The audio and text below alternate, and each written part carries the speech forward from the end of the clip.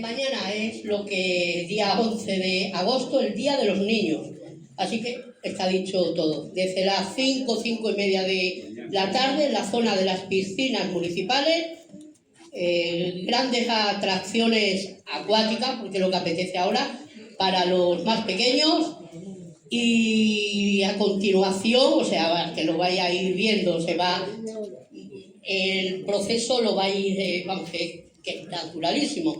Piscinas municipales, luego os acercaréis a la Plaza Mayor, a la Plaza de España, y cenáis y tal, y por la noche, aquí otra vez, sobre las 10, 10 y cuarto, un musical de La Cenicienta, que creo que gustará a pequeños y a grandes. Bueno, entramos en la materia de hoy. Hoy tenemos una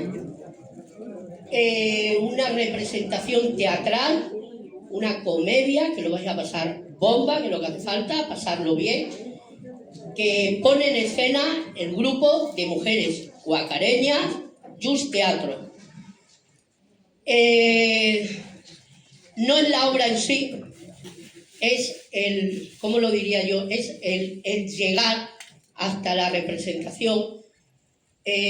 Personas que son de su casa, quiero decir, es que queda como feo decir ahora ama de casa de toda la vida, pero no sé, no quiero que nadie se ofenda con el tema este, pero bueno, son trabajadoras y son mujeres todas, y de alguna manera esto también es pedagogía y es terapia, porque de la vida se pasan momentos de dificultades y esto ayuda, ¿vale? Ayuda a superar. Entonces, además de lo que os va a representar hoy, os va a venir de lujo tener en cuenta eso, ¿vale? Yo sé que a ellas, si me están escuchando, creo que de alguna manera agradecerán eso.